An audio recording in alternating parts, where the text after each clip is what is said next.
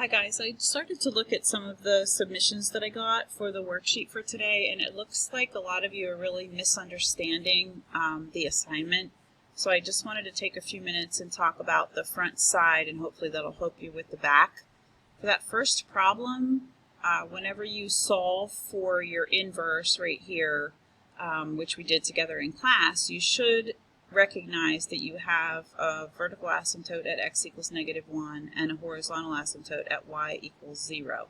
So when you graph the inverse, which is over here, you should see that you have those two asymptotes plotted.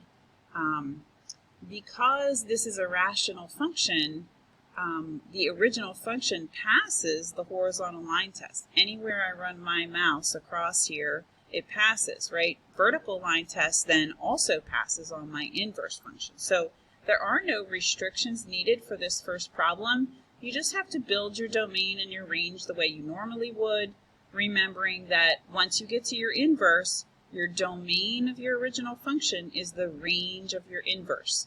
The range of your original function is the domain of your inverse. So I think that one wasn't too bad, but I just wanted to make sure everybody was okay with that first one. The second one is really where I saw a lot of problems, which I'm very concerned about because your test is on Friday. I feel as though a lot of you just did not take the time to really think about this before you submitted it. So let me just talk you through this one, and hopefully that'll help on the back. Here, whenever we look at this original function, right, which we're graphing right here in this first box, you should be realizing from all the work we've done so far in class that this denominator has to be greater than 0. It can't be equal to 0 because it's in the denominator, and it can't be negative because it's under a square root. So you need your x's to be less than 8. So your domain should be from -infinity to +8, which you see in the graph right here. Be careful about how you're drawing that to show that it's stopping here at 8. I told you you could also use your graphing calculator for that, so take a look at that. As far as your range goes, there is nothing going on in the bottom portion of this graph at all, so you should be realizing that your range starts at y equals 0 right here and goes up from there.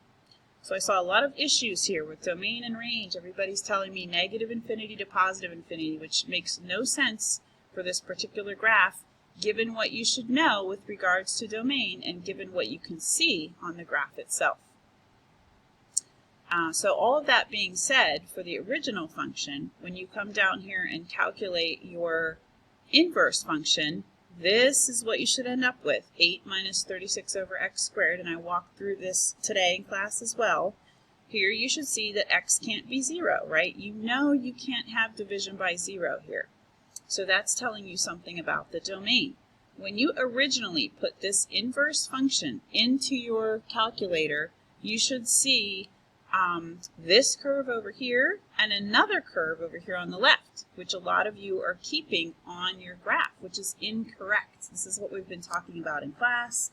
This line right here, this curve right here, is the only thing that you're reflecting. So it does not make sense for you to have two curves on your inverse. You should only have one, and the one you should have is sitting over here.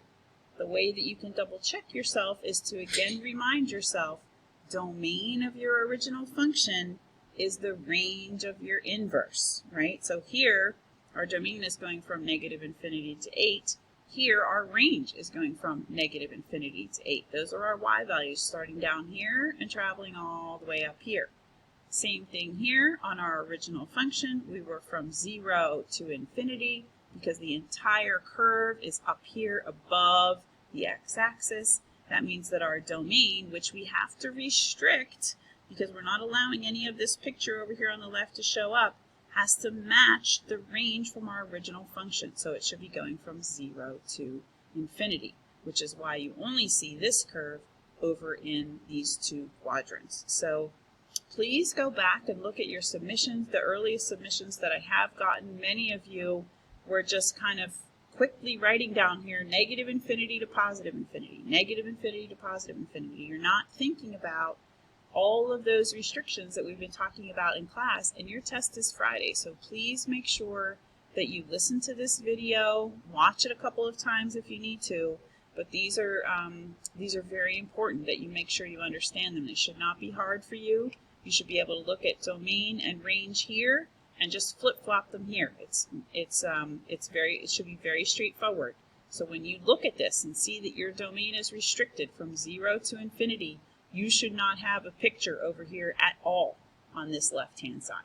Okay, so if that video is still not enough help, please come to office hours tomorrow. You need to make sure that you understand how to do restricted domain before we get to the test on Friday. So I hope that helps, and I hope that will help you to do the others better on the other side. So have a good night, and I will see you guys on Thursday.